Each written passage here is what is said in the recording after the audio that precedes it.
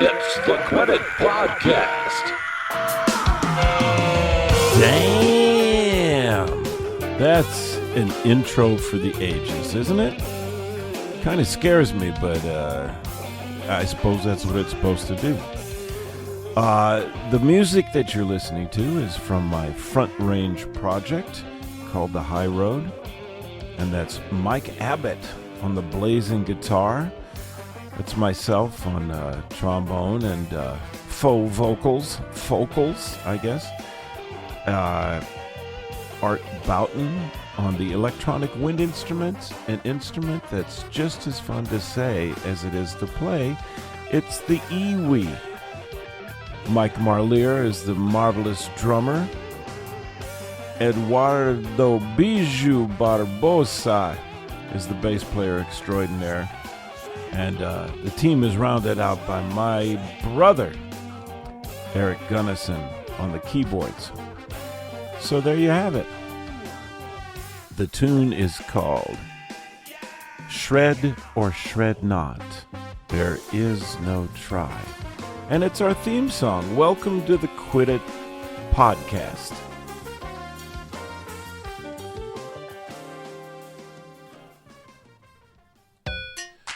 Yeah. Quiddit. There's the groove.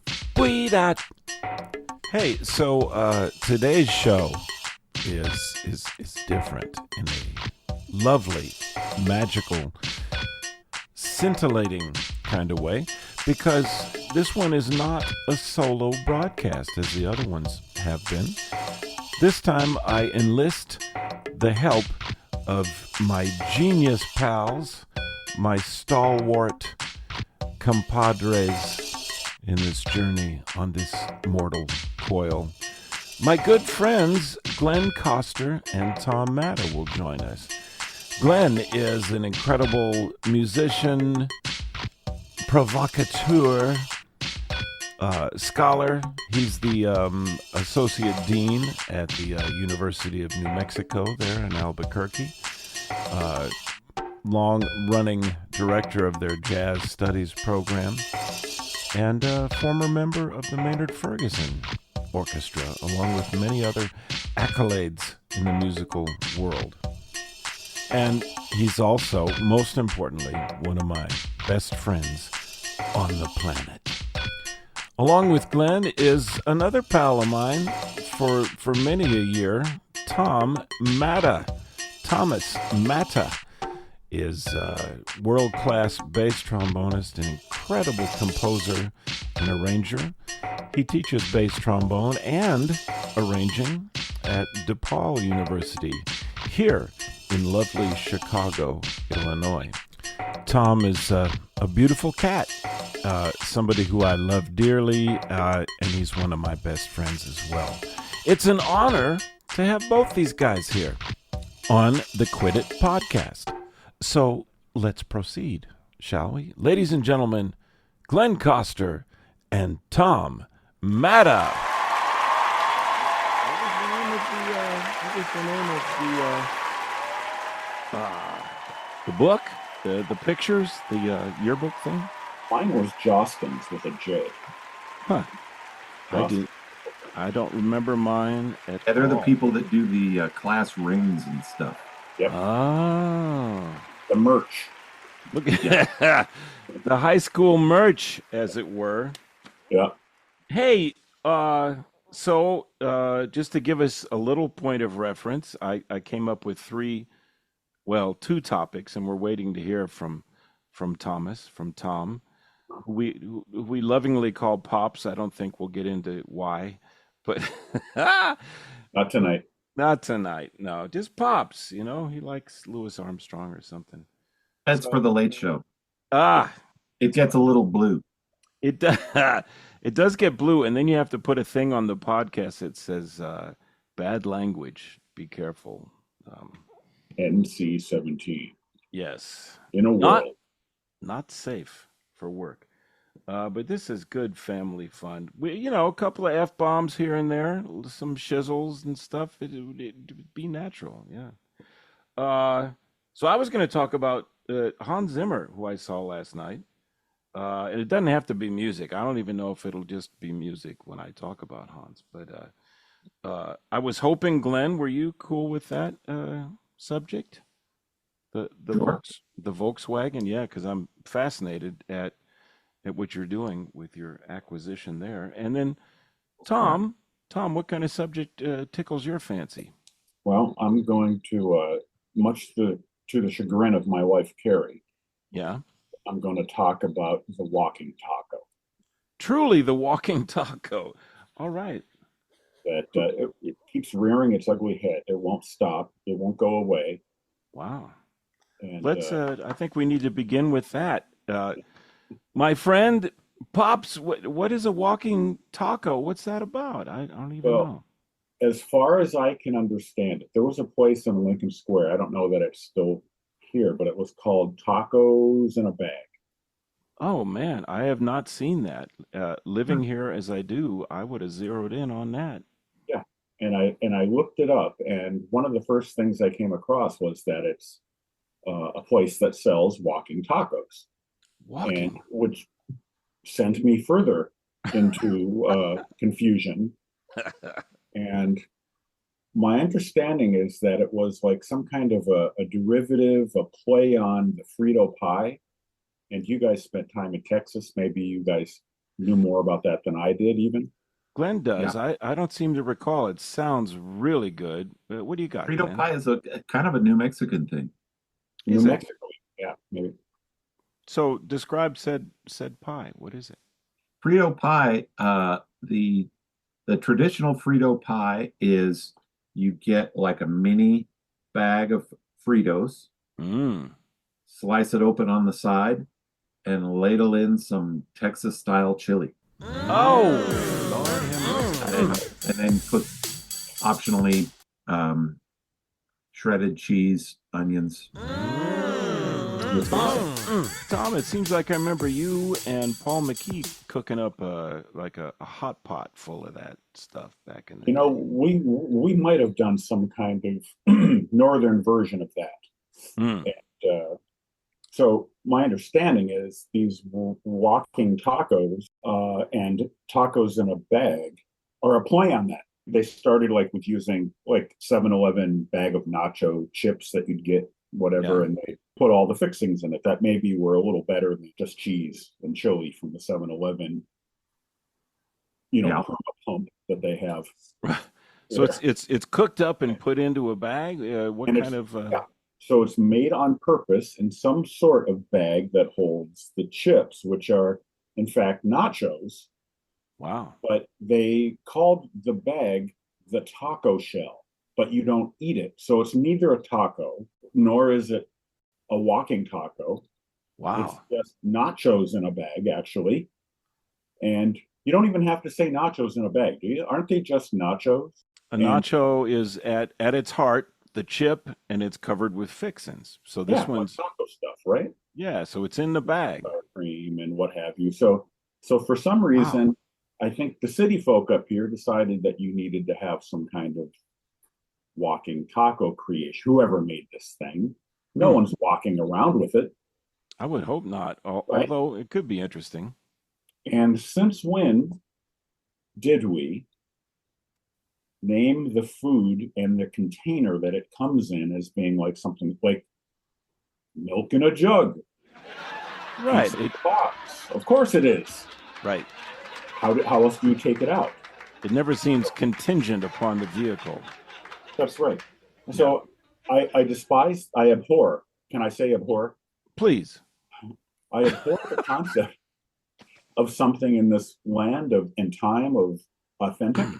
Nothing seems authentic about that. Nothing seems legit. Wow. This can only be like some kind of weird northern city folk creation, Pops unless is you've got a beef with this. You bring it up and it's a beef. yeah. So Wow. that's all I got. But I don't care for it. I've never had it. I've never seen an actual live one. But there was a Wow. place called Tacos in a Bag or Walking Taco, whatever the store was called, Wow. So what right would on be the Wilson and process? Lincoln. Wilson and Lincoln. I will Well, look and see if there's anything left there. it might Is still it be gone? there. Is it gone now? I'm not sure, but Carrie has quit taking me to the neighborhood. Because, true, swear to God, every time we would walk by, I'd start going, well, you know. And he'd be like, oh no, here we go again, Lisa. I'm sorry. He's going to go Well, off. it seems like somebody should take a little field trip and supply us with some video I'm of on it. whatever that thing is. I'm Oh, on it. 'Cause- It brings to mind two things for me. all right. One, the idea of a walking tacos.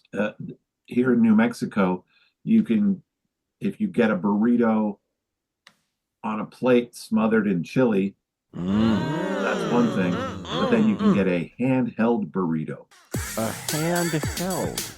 which would come like wrapped in foily kind of paper, Oh, dig. Uh, To go. and not slathered in sauce, just whatever's inside of it. Ooh. So you could eat it while you were walking. Literally. Now that seems to be closer to a walking device than The the other- bag. The bag. The other thing it brings up for me is the bit by the wonderful Jim Gaffigan, where he talks about Great Mexican one. food, Yeah. and somebody goes to a Mexican restaurant and is unfamiliar with the cuisine, and says, "So, what are these tacos?" And the server says, "Well, it's meat and cheese in a tortilla." Oh, so what are these burritos?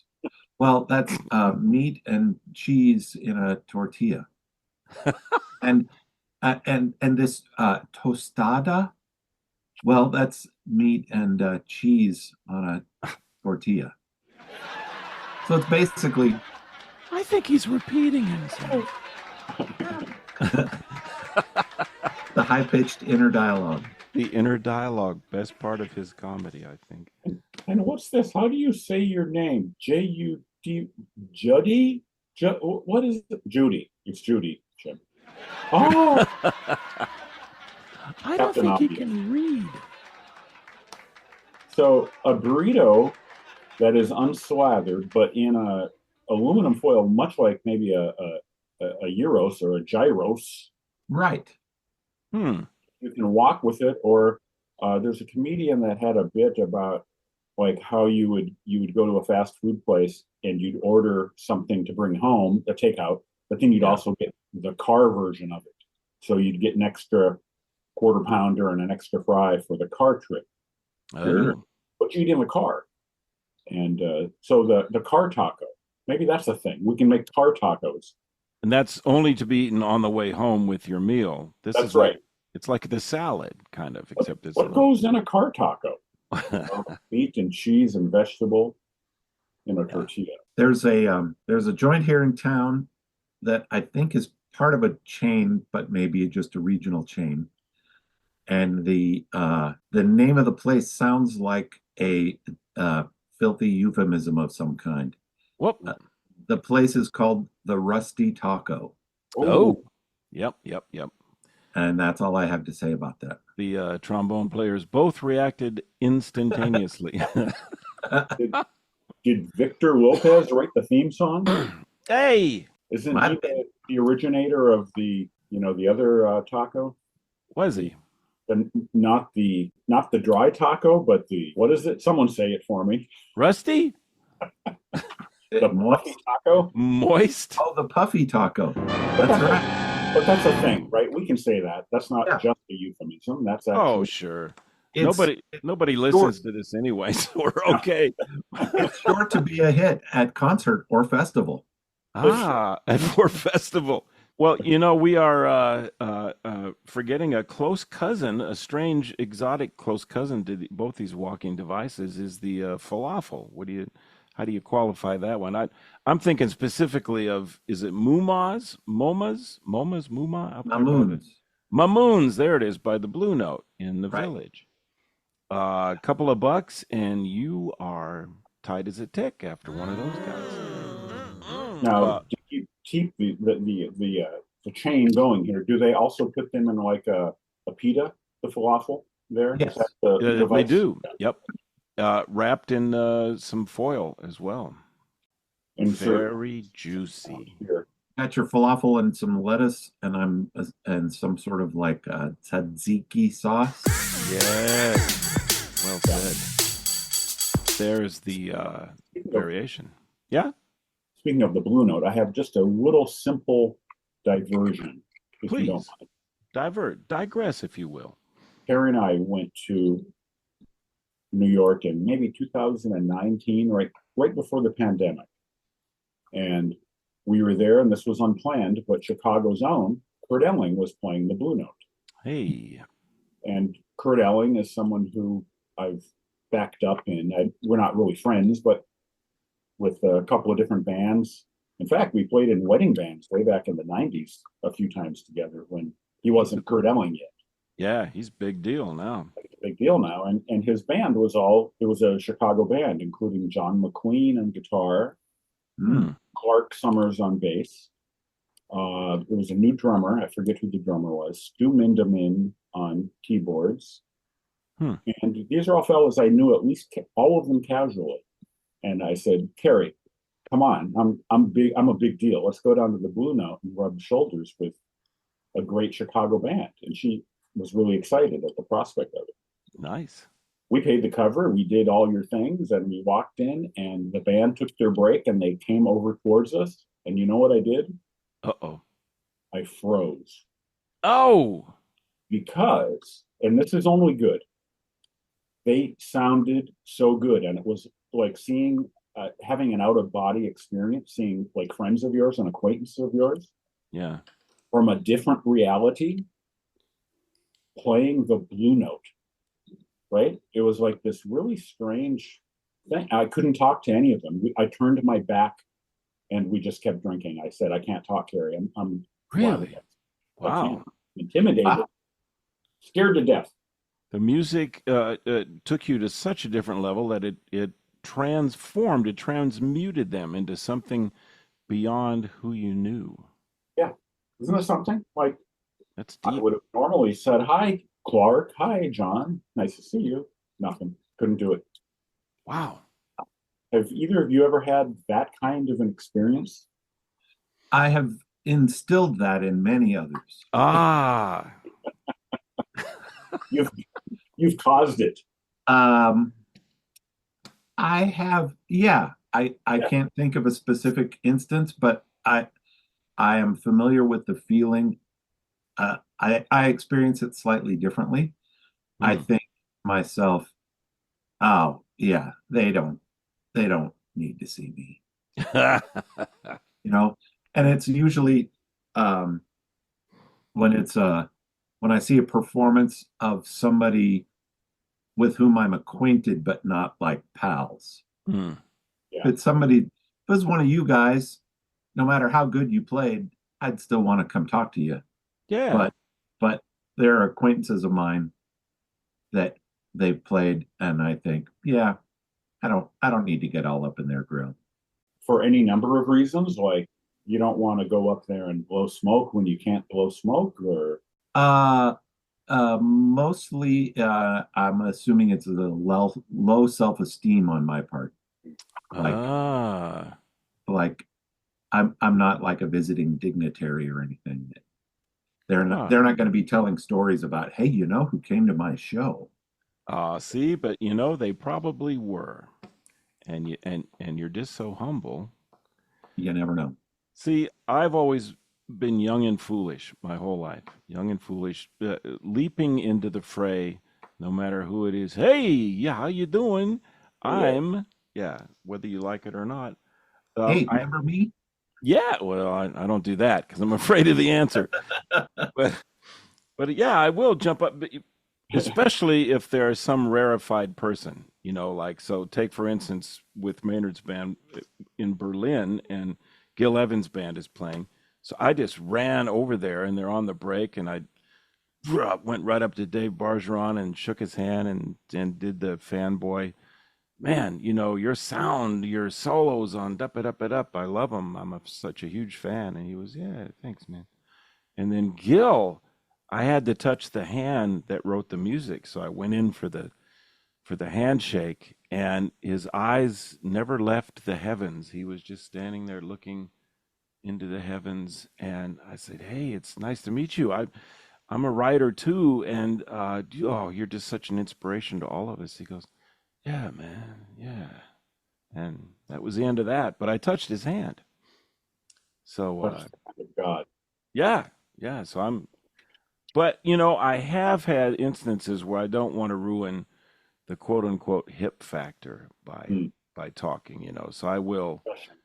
Yeah, I get the thing wrong where I will think, what will they think of me, when the answer is they don't think of you. And so I won't say hello. I won't say hello sometimes because I'm afraid, look, I won't be hip anymore. So I think my hesitation also comes sometimes from being burned ooh, over the years, especially meeting like heroes. yep.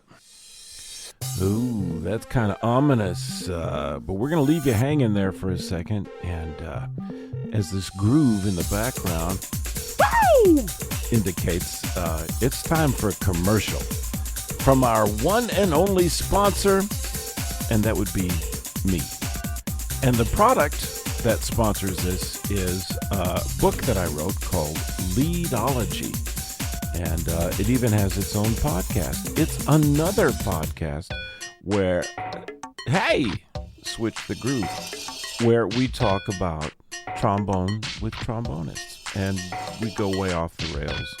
It's a lot of fun. So check out leadtrombone.com, leadtrombone.com, and check out the podcast because it's a lot of fun.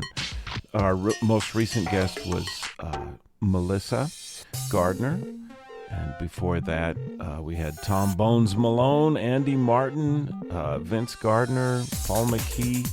Everybody's up in there. So come by, check it out. That's the Leadology podcast.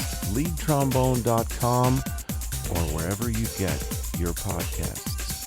Speaking of podcasts, let's go back to Glenn Kostur and Tom Matta. Glenn is telling us a story about being burned by heroes. I was in Europe, maybe North Sea with Maynard's band, and Dr. John was at the festival, and in the horn section was Chris Bodie, trumpet guy, and a lot of money. And Ronnie Cuber was playing Barry sax in in the thing, and Chris Bodie grew up about 30 miles south of me, and we knew each other in high school. In Oregon? Yeah, in Oregon. Played in like all-state bands and did summer band camps together. And so we were, again, not super tight, but acquainted. And so I was chatting with him, and he said, "Oh, hey, Ronnie Cuber is in the horn section with me. Would you like to go meet him?" I was like, "Yeah, I would." Would I? We went over there, and I wrote him. and Bodie gives me a very warm, friendly introduction. Makes sure to let him know that Ronnie Cuber, who is a Maynard Ferguson alum, lets him know that I'm here with Maynard's band and that I'm playing Barry in the big band. And I said, "Man, it's so great to meet you. I've really admired your playing for so many years." And he's like, "Cool," and turned around and walked away. Oh, there's a deeper story there. We don't know what it was. Surely he's not like that all the time. We'll just go ahead and give him. Well, he's not like that at all anymore. Well, yeah. Sadly, has passed, and he still remains one of my heroes. Yeah, of course. And that was actually the second time that I spoke with him. Now that I'm thinking about it, when I was in college and studying with Jim Riggs on the saxophone, I transcribed a Ronnie Cuber solo on Samba de Orfeu from one of his albums. And the record is out of tune. And dig. I couldn't tell if it was in concert D flat or C. Mm-hmm. And it was closer to D flat, so that's why I transcribed it. And I took the transcription in and played it for Jim Riggs, and told him my quandary. I said, I can't tell if it's in D flat or C. And he goes, you know what you should do? I should be doing a Jim Riggs impression. You know what you should do? Listeners, that's Jim Riggs, an excellent one. You should call him up. Call up Ronnie Cuber and ask him. Whoa. And I was like, well, I don't have his phone number. He's like, call the New York Musicians Union and ask for his number. Wow. Of course. So I called the New York local. They give me Ronnie Cuber's number. Wow. I call him. It's like early afternoon Texas time, so mid-afternoon New York time, and I think I may have woken him up. And of course. And I said, hey, in my best Leave It to Beaver voice, I said, hey, Mr. Cuber, my name's Glenn, and I transcribed one of your solos from an album you did lots of years ago. And you did Samba de Orfeo, and do you remember, did you record it in D flat or C? He's like, I don't know, whatever's on the record. Oh. It's like, so cool, thank you. Thank you, Mr. Cuber. Oh, man, so he's consistent. Wow. Well, some folks are not people, I guess. My big fear with like meeting the Giants would be like Ronnie or Gil Evans saying to me, good luck with that. Oh. I'm a writer too. I'm a bass trombone player too. Oh, well, good luck with that. Or something like that, dismissive, right? Which both of you kind of got, but not, Yeah. In Gil's case, I think he was just in a beautiful heavenly place, some kind of chemical assistance, but yeah. Yeah. Hey, I'm a baritone sax player too. Wow, isn't that something? Huh. Wow. How about that? That's a thing. How about that? Oh, man. I called a New York hero of ours one time when I heard a TV commercial in 1995. There was a Honda commercial, maybe you guys remember it, involved like polar bears on top of a Honda Accord or Civic. And the bear was just like rolling around the car on top of it, over it, playfully. Didn't involve Coca-Cola or toilet paper, did it? I don't think so. I think it was a straight up Honda commercial, and it had this, what I thought was utterly fantastic. Whoever had the gig, it was a bass trombone solo. Huh. And it was just like George Roberts kind of lines, boom, boom, boom, boom, boom, boom. And I just got the bee in my bonnet, as it were, to call and see if it was David Taylor by calling him cold. Oh, man, I did the same thing that Glenn did. I called the New York Union, and then they gave me, I'd love to know a little bit more about this. They said, oh, you have to call the service. They gave me the number to the service, and I called the service. And I said, I'm calling David Taylor, the bass trombonist. And they took the message, which in turn, then he called me back because he thought it was like for something important. Right, it's a gig. You got a gig for me? And he left a message that I saved for years on my voice machine. Hey, this is Dave Taylor calling about whatever it is, calling for Tom, and I saved that just for kicks. And then when we finally connected, he said to me, oh yeah, I've heard that commercial. Sounds like a doubler. Oh, a doubler. And ouch. I thought that was like, wow, I thought it was you. Like, I'm sorry, sir. Did you tell him you thought it was him? Yes. And he said, no. And then he went on to list, like, in 2 minutes, like 20 things that I should go check out of his, which I didn't find, annoying. It was cool because he's telling me what to go listen to. Right.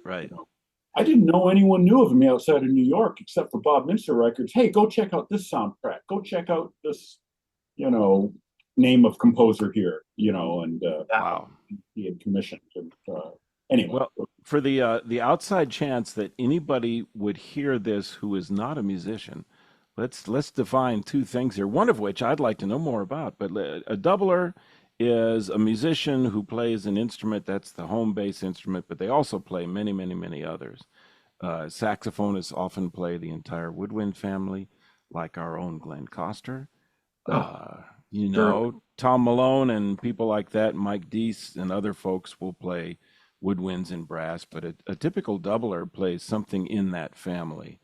Uh, and the other definition between the two of you, I toss this out to Tom and Glenn. What was the service and how did it work? I've always heard about it. I think it was just a big, like uniform musicians union service that they could subscribe to or not, as I understand it. And I believe there were private services, and it was basically a holdover from the pre answering machine days. Right, right. So before you had an answering machine, if you were a busy, hustling, working studio cat, you would or a freelance musician, you would have a service, and basically it was like having a secretary. Oh, people could say, call my service. Yeah, and so then Oh. when you had a break between sessions, you could call into your service and pick up messages. And what was the thing? There was a club where cats would hang out, and it had a couple of phones in it for the service. Oh, How did that work? It was like it was part of the club, some kind of hang that the cats had, and the service was connected. I do not know what that is. was that at a club? Like, Club, yeah, like a bar kind of deal. It might have been where Mintzer's band was featured. What was that? Seventh Avenue South Seventh or Avenue something? South. Now Yeah. that would be a club, since it was owned and started by Michael and Randy Brecker. Mm, I could see them having a hotline into the services right. just because they're busy studio cats. And then even further back in the day of like if you've seen the beginning of Gil Evans where they do Blues for Pablo, they do that, and at the beginning of it, it goes over to a chalkboard, and it said today's call list, uh, and so here's all these musicians, and this must have been a time when there must have been a building where cats could go and, oh, do I have a big time gig today in the studio? And here was a call list. What do you think that might have been? I don't know. Like the service, maybe? Or Was that chalkboard in the studio, maybe? yeah, it was. Well, So it was the same place they were playing, wherever that was. So so maybe it was like a Columbia Records contractor. I've contracted this orchestra, and here are the names of the players. ah, I it don't know. could be. Well, never having been privy to the chock-a-block day of multiple sessions like that, uh, it's interesting to hear about. just to wax romantic about that ideal, right? What a trip. Oh, can you A imagine blackboard. how fun? Yeah. Yeah. We go to the blackboard. Oh, I'm with Gil Evans today. Honey, I'll be home late. What? Every now and then, I go out and I hire one of the homeless guys in Yeah? town to like carry some of my horns someplace, like it's my cartage company. Nice. I Sure. have a session. Could you take my tenor to this bar? Yeah, I mean, that's the potential of losing said tenor, but Well, yeah, it's never worked, but I, I start out feeling good about it, yeah. We and do then the I figure, he could probably use a tenor more than I could use a. Ah, well, we do the same in Chicago, Glenn, but woke as we are, we call them the formerly homed. Yeah, formerly homed. this puts a spin on it, or That's nice. something like that. This will be an edit. I'll fix this up, edit this one really well. Oh, the aspirational home. the aspirational. Yeah. And you can just cut back in on Glenn's Cartage Company. Tent positive. These people are tent positive. Oh, I like that. Yeah, puts a happy spin on it. But hey, you know what? I want to know, Glenn. Let's. This will be a very popular portion of this show, I would think. You have doven. Is that a word? You dived. You jumped. Arced into Belly a flopped. belly flopped into a wonderful endeavor that you've been thinking about for a while, I think. But tell us about what is it? Fleam? What's the word? Oh yeah. I recently acquired a 1967 Volkswagen Beetle. Oh, baby. And I've been a fan of the Beetle since my dad bought one. He bought a 65 Beetle from the local Volkswagen dealership when I was a kid. 1968, he bought a 65. So it was Ooh, just a couple years old. yeah. And he drove the heck out of it. And then for a time, I had possession of it in Texas when I was in undergraduate school. Drove it for a few years, Oh, and I loved that car. And I've had fond recollections of it, and had been thinking for years and years about getting one, and finally decided to go for it, and acquired this a few weeks ago. And so I am immersing myself in all things Volkswagen and automotive. And I'm not really that much of a car guy, but yeah. my goal is to learn how to do some tinkering. Man, and I've seen a picture. Old blue, huh? Is it? Well, it's It's blue. it's pretty. It's real pretty. I'll send you a uh, some digital photos, and you can put them in the thumbnail. I will. Please. That would be marvelous. But the whole thing, it's actually in pretty good shape. And I've only ruined a few things on it so far. The good news is that the best Volkswagen dealership in town is about a half mile from my house. And Glenn, as I mentioned in the prelude, the introduction to the show is a resident of the fine town of Albuquerque. It's more than just Breaking Bad. It's the world's greatest breakfast restaurant at the frontier, and it's got Glenn Kostur there, and apparently the best Volkswagen dealership in the area. Yes, it's called Foreign Aid. Foreign Aid, Yes, nice. Get out. and I'm actually having the car towed there tomorrow. Wow. Oh, it's not After I functional. after I attempted to work on the carburetor. Uh-oh. Uh, Oh, Glenn, something. is it like a little gearhead shop, or is it like a full-blown VW dealer? It's not a dealership; it's a private, independent repair shop. Okay. Many That foreign things like Jaguars and things. primarily Volkswagens.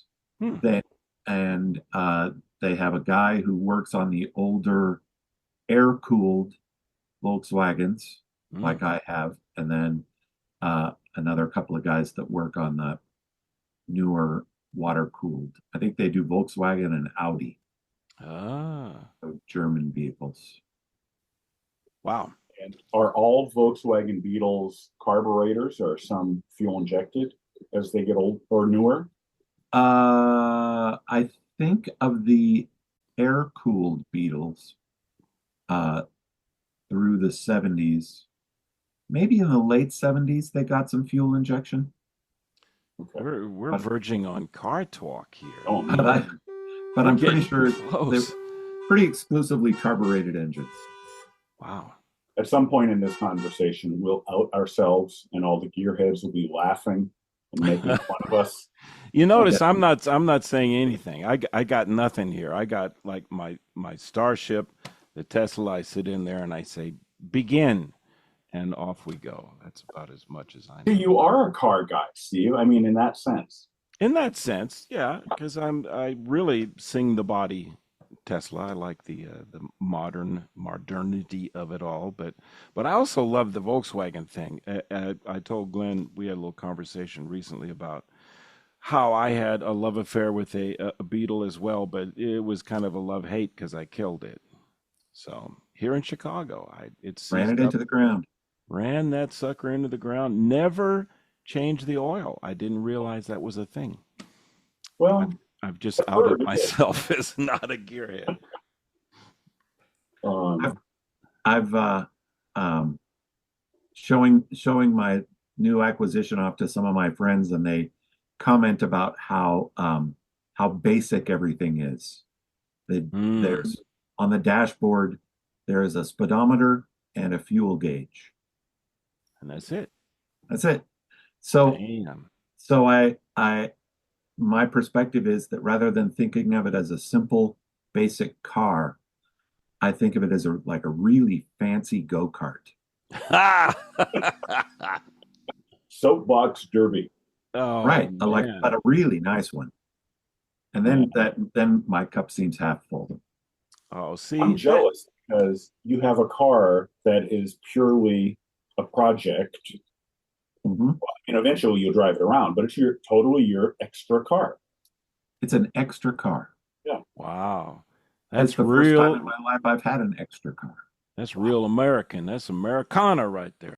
At Like, some point I realized, and I never did anything about it, that when I moved out of the house, that I could, if I wanted to, because my dad didn't live with me anymore, I could buy a motorcycle ooh, did you? or a, Oh, you say or a you didn't scooter. do it? I would I love to never did see. it, but Oh, it occurred to me one day, like I missed my chance. I could have had, a mini bike. Why didn't I buy one the day I moved out? I never did. well, you showed good sense. For Well, me, a motorcycle, it's probably a thrill. It's probably a thrill to ride it, but you go down and down goes Fraser forever. It's that's it. you're not getting up. Yeah. I Yeah, don't like that. a lot of emergency room employees just refer to motorcyclists as organ donors. Mm. Uh-huh. That's a Yikes! that's a true thing. Oh, really? Yeah. Yikes! Wow. I could see it. Well, all three of us, Glenn's out in New Mexico right now, but he was a resident of the fine Chicagoland area for the longest time, and so all of us have seen traffic around here and how the young daredevils, the hoods, the cats out there on their motorcycles thread through traffic as if they're indestructible. I have yet to see one get run over, but I know I'm going to see it. Can you imagine Need to like get out. a wreck out there somewhere? Oof, it would And not then go there would well. be a gaper's delay. Yes, there would. That's one of Yeah, my favorite Chicago things. For those of you who don't live in Chicago that may be listening in the cyber world.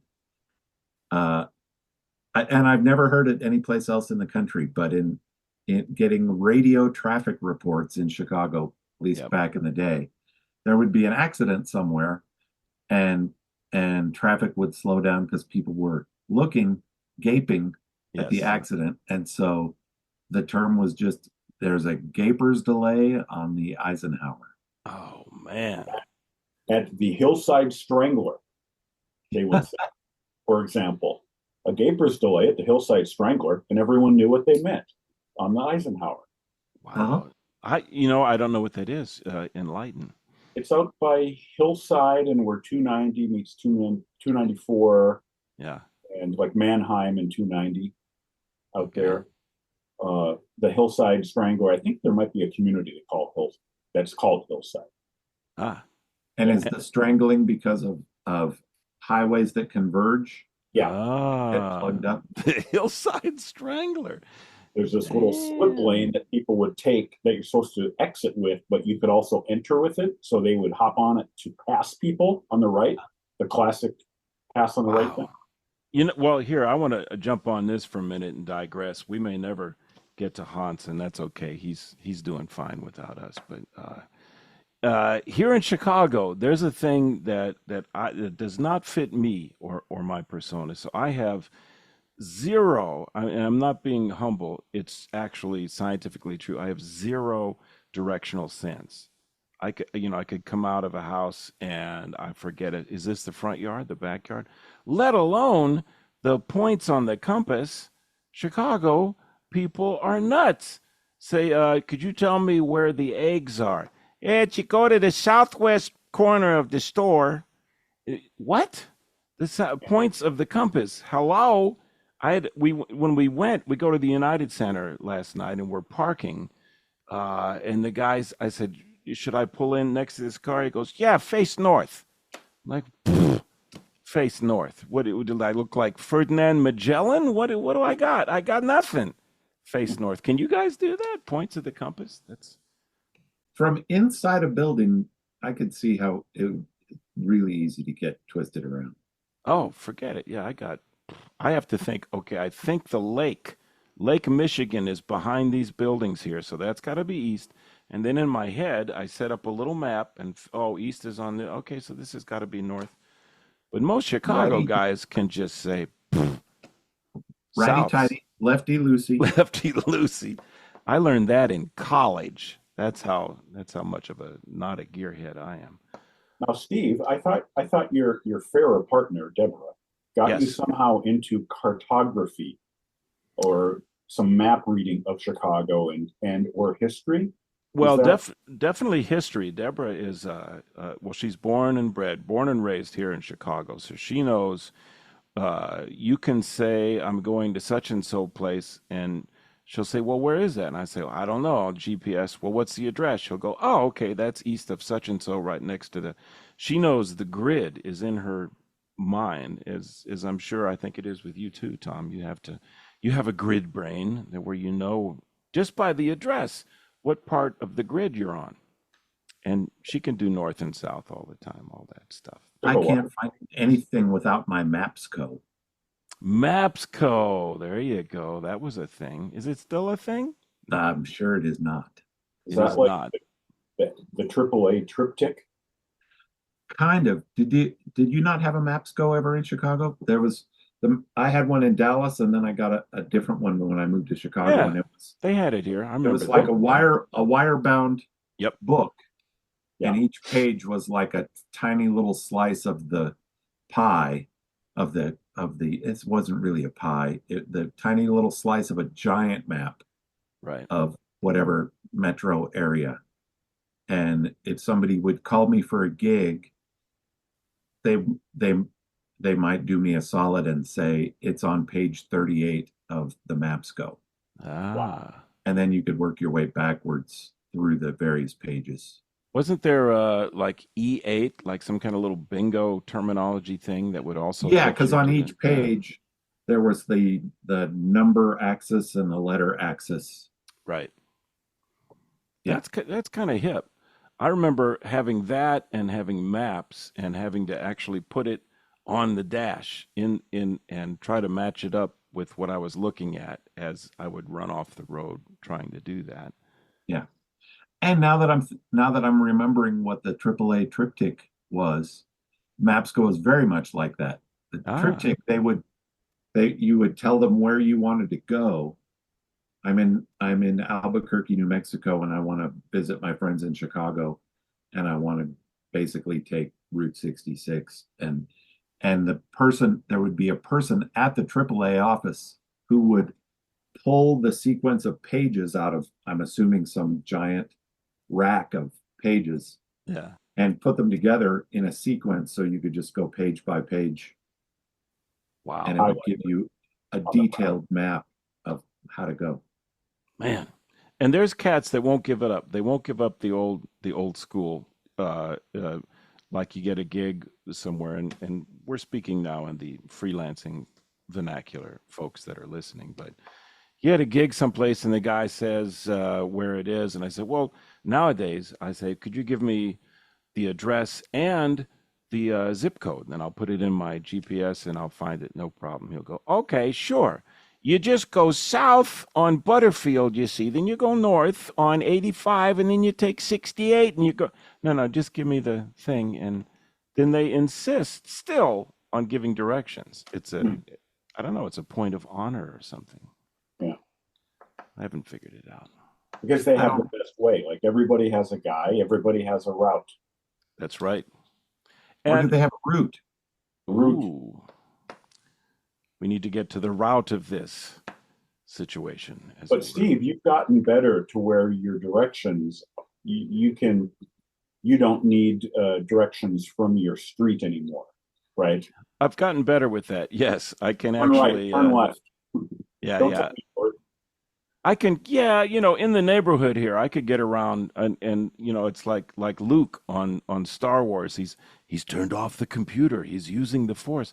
I will actually turn off the GPS and give it a try, and very soon get lost. But it's widening. It's getting bigger. Without a net. Without a net. Oy, oy, oy. So and who is Annette? It's a net. Ay, ay, ay. Well, you know what? We've got about 10 minutes here. I don't want to. I mean, we could literally, folks. I can tell you, we could hang all night, and we haven't even cracked open the scotch or the bourbon yet. But that might have to be a podcast in the future. I think you got drunk history. Might as well have inebriated podcast. But with the 10 minutes remaining, maybe I'll mention Hans if you guys would like to hear about that show. Hit me. Oh my goodness! Great. You said you saw him last night? Yes, it was. A while ask about me? Well, I was too scared to talk to him. No, see, I couldn't do it. No, he was a wee little figure. I was at the top of United Center. It's all we could afford. But so it was at the United Center, and he's been doing this for a couple of years. So he puts together, because he's a gabillionaire, he can hire everybody who's been in his movies, his soloists, take them out on the road with a little studio orchestra and an unbelievable rock trio. And holy cow, and a light show like no other. Filled up the United Center. It was as much fun to watch as it was to hear, but he's been doing it for a couple of years now. So now he has taken his famous pieces, and he did a lot of them, but instead of just the incidental music and themes coming right out of the movie, he's made arrangements. He calls them suites. So there's the Man of Steel suite, the Interstellar suite, and all this, and oh man, over the top good. I'll be putting pictures on Facebook. And I'm guessing the whole second half of the show was just the Miami Vice theme for 45 minutes. He mentioned it. Stretch. He mentioned, and I didn't know what it was. He mentioned, he said at one point, we try to make the best movies that we can, but sometimes they fail. That sounded more like Dracula than it did German. But and so he played something that he said nobody here has probably heard this or seen the movie, but we want to play it for ourselves. And it was great. I don't know what movie it was from, though. It would be fascinating to see. But it went from that into I think The Last Samurai or something. So I made a little list. We got Dune, and the woman that sang that, it's got that great voice. Laurie Cotler, the amazing voice in Dune, if you guys have heard that. There she was. And they had the guy from Lion King. Can't think of his name. Oh, there it is. Lebo M.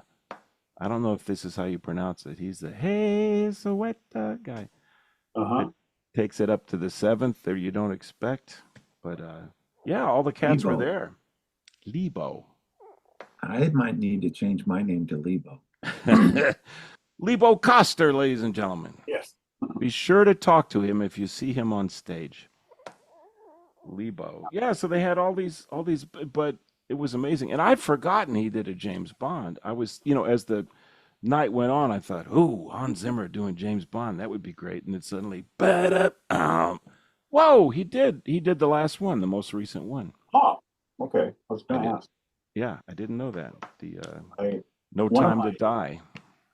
one of the people follow on Instagram is his cellist Oh, that right. this Tina or something. this young Something. lady. I don't. Yeah. I presume she's young. She's acrobatic and virtuosic, and Yep. um, Whips she's her hair back and forth. rock and roll cello player. Yep. She was Yeah, there. but she was prominent. Oh, yes. And introduced, he had little sections where he just spoke to the audience and brought a soloist up front and told us all about him. And it was fascinating. Very receptive audience, even though the place was full in the United Center. That was another thing I was thinking about. Is there another musician, beyond the people, besides the people that write incidental music for film, that are more widely known? I don't know if there is. I mean, we're maybe rivaling even more so than a Taylor Swift or a Beyonce, because everybody's gone to the movies, so everybody's at least heard his music. Uh, it was amazing. And He's a parallel to John Williams, isn't he? Right? Because everyone knows him. right. Even Yeah, if John wouldn't do an arena rock show per se, but right. But he'll sell could. out the Boston Pops or something. Yeah. So, yeah. But then there's like Trent Reznor, who Hmm. was in Nine Inch Nails Oh, right, right, right. and then transitioned into writing film scores. Yeah. A couple of guys have done that. Danny Elfman as well. Elfman. Yeah. Wasn't there Wasn't a guy? Danny Elfman in like a new wave? Oingo Boingo. Boingo? Yes. Boingo. There Yeah. you go. Yep. And I think even Hans was in something for a minute. Like Video Killed the Radio Star. I think he's playing in that group way Yep. back in the day. This might be of interest to either one of you two guys, maybe some of your listeners, Steve. Ah, There's a up and coming, I'll call it, publishing company from Hollywood that is putting out the authentic scores to some of these films. get out. So I have one of the Danny Elfman Batman scores Ooh, in my office, and they're about $100 each, but for a complete score of all the numbers. wow. And Wouldn't have to remember the website, would you? Or the name yeah, of it's it? called Omni Music. Like Grits? Omni, Oh, like Omni. I think you said Omni. Yeah, it's Hominy. Actually, that's a good name for a music company. that'd be great. Hominy. Hominy. It's hominy. It harmonizes. What's Omni what? Publishing, I think it's called. Omni Music.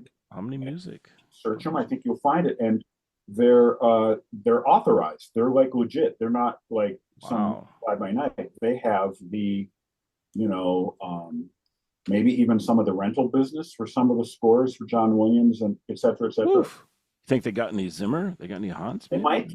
They might. Given that those are so electronic, I don't know what the printed score would demonstrate, Right. but Yeah. there is an acoustic element to those. But There is. He often has and I was really interested to see what that instrumentation was, because his French horns always sound so heroic and great. He said his orchestra was from Ukraine, interestingly enough, where I thought, oh, how wonderful. And then I thought, well, also probably cheap, but it was something in between both. But Is that why the show bombed? oh, hi yo, hey, uh, edit. I'm bringing in the Catskill drum tracks for a lot of these things. No, so four French horns, mics behind them, and wow, middle register. They never got screamy, but wow, did they sound good. And then an entire representation of everything low and gritty in the brass world was on the other side. Were there some chimbassos present? I was looking for a chimbasso. I didn't see it. I'm pretty sure I saw a contrabass, a bass, and a couple of tenors. But I was hoping for the chimbasso, which is, for the Doublers. listeners, the doublers, what would you call it? A tuba with a trombone bell or something? Or the bell points forward. It's like a tuba, but The chimbasso? Yeah. Yeah. A conical trombone with valves, would you say? Is that the difference? I guess. And it's I'd big say and it's more like a comical trombone, Comical. as if the trombone wasn't comical enough. Oh, sad trombone. Oh, we Like don't right need to get there. into that territory.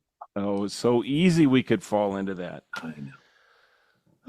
Well, look what we've covered tonight, folks. We've gone from the walking taco all the way to the sad trombone. Sad trombone. I'm glad Okay, you but December though. That's pretty cool, Steve.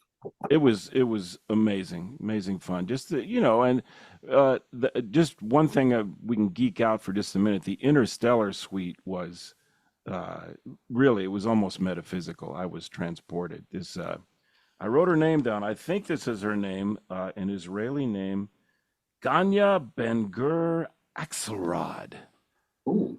Yeah, this super soprano, sopranino. I don't know what you call them when they're like way up there and perfectly controlled. I think that's coloratura. Coloratura. Or possibly bel canto. Woo! The grassy knoll scholar. How about it? Oh, But my man. Before we wrap up, this Yeah. this won't play in the audio version, but here's a visual of a gem that I found when I was doing some work trying to clean out the garage to make room for the Volkswagen Beetle. I'm going to hold it up. It's a big band chart. Oh, Home to Emily. Oh, ladies and gentlemen, the most wonderful. To the Bob Newhart show. Woo! Nice. That is it. And this is the same chart that we had in the 1 o'clock lab band dance book. Wow, that was my favorite chart in said book. Like the beautiful soaring trumpet solo. Which I'd like to know who that was. I mean, that's my favorite theme song, and Pat Williams, I think it was Pat Williams. Lorenzo Music is the composer. Really? Get out! I always thought that was Pat Williams. Well, I wonder who that trumpet soloist was, because holy camole, that's a big sound. Could you ask Bobby? Wonder if that was his era, Bobby Schu's era of Hollywood. Yeah, it was definitely Bobby Schu's era. He would know for sure. He might remember. Huh. Beautiful, man. And what a cool thing that is, man. Home to Emily, highly recommend. All you got to do is check out. Golly, I'll put the link up for that version that has the lead trumpet playing Home to Emily. Oof, the best ever. Yep, there's not a better theme song than that. Although Law and Order comes close, but I could probably pop that one in without having to pay the license. Just the bum. A little bit of trivia on Lorenzo Music is he was born in Brooklyn, but he moved when he was 6 to Duluth, Minnesota. Get out! His father, I'm looking at Wikipedia right now, and his father worked in the shipyards there. And there you have it. That was the cat's name. It sounds like a publishing company, but that was really his name? Lorenzo Music. Lorenzo Music. And he apparently gave his wife, Henrietta Music, a co-writer credit on the Home to Emily. Get out. Oh, look at the thing. It's not only a fun time here at the QUIDDIT Podcast, but, if you're not careful, you're going to learn something. Okay. One more bit of trivia about Lorenzo Music. Yeah. The voice of Carlton the Doorman in Rhoda. Wow. That's digging deep. Oh, that's funny. That's him? Yeah, they would always go to the door, to the little intercom. Right. The door to the apartment, and talk to Carlton the Doorman, and that was Lorenzo Music. Wow. One more? Please. I found this on Wikipedia. He's the voice of Garfield, the cat. I knew that one. Out. Yeah. So for a person I didn't even know existed, this guy is like ubiquitous. He's everywhere, man.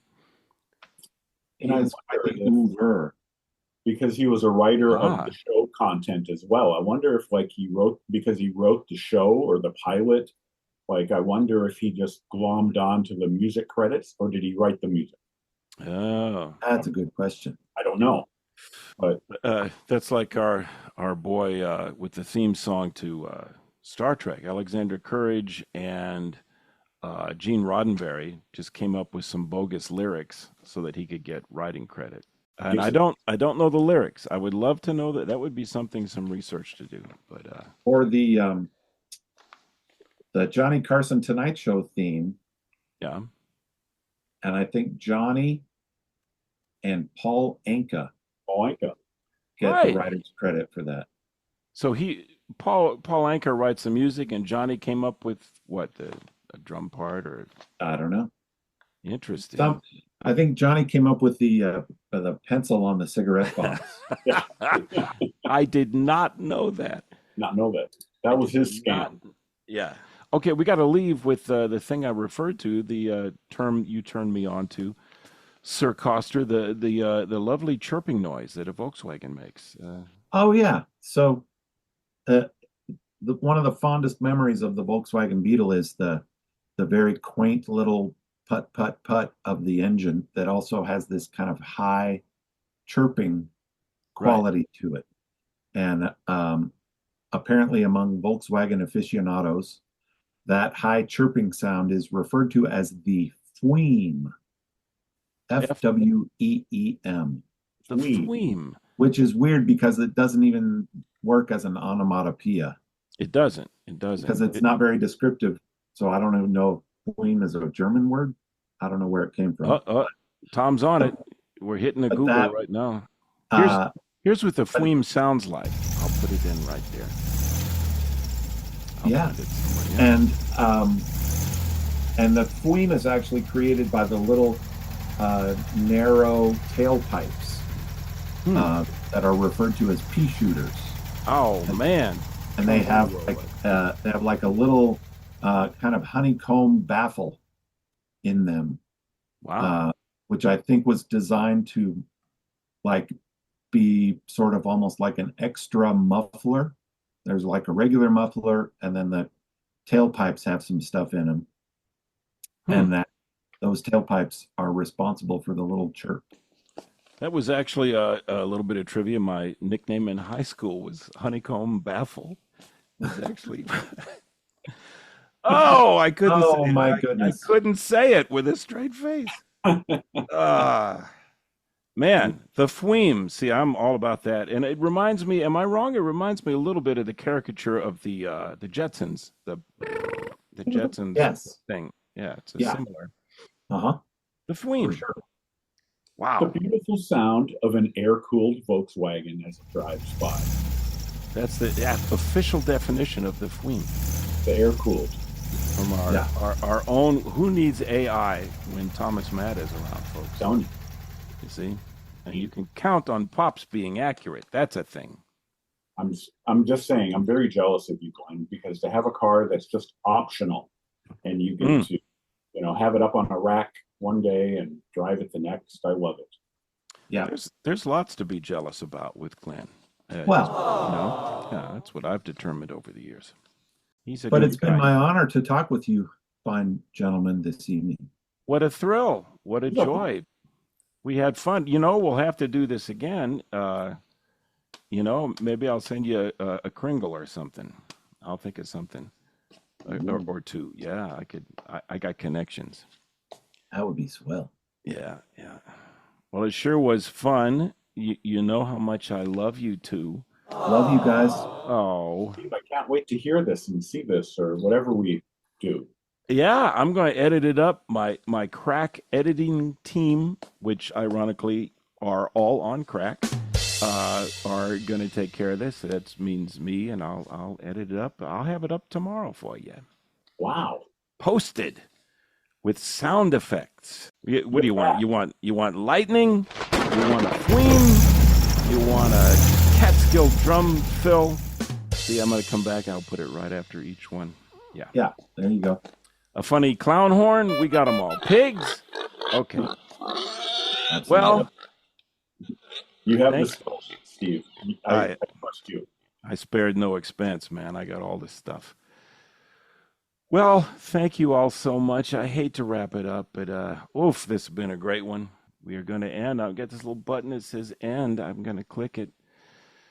Farewell, gentlemen. Let's do this again. Absolutely. Steve, All I'm righty. touched to be with you both. Thank you, guys. Here we go. Hey, have a good Bye. week. You too. You guys too. Be safe. Ciao. It's the QUIDDIT Podcast. Woo, doggies. Was that fun or what, man? Tell you what. Having friends like that over to hang, to talk, it's the best. Friends are the best, man. Friends that you can be real with and laugh with. Man, so I hope you enjoyed that as much as I did. And if you did, you really enjoyed it. So, Glenn Kostur, Tom Matta, ask for them by name. That's it for the QUIDDIT Podcast, episode 6. What the what?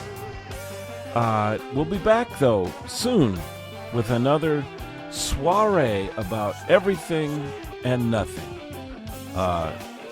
Deborah, myself, and Phoebe all love you madly, and we'll see you next time.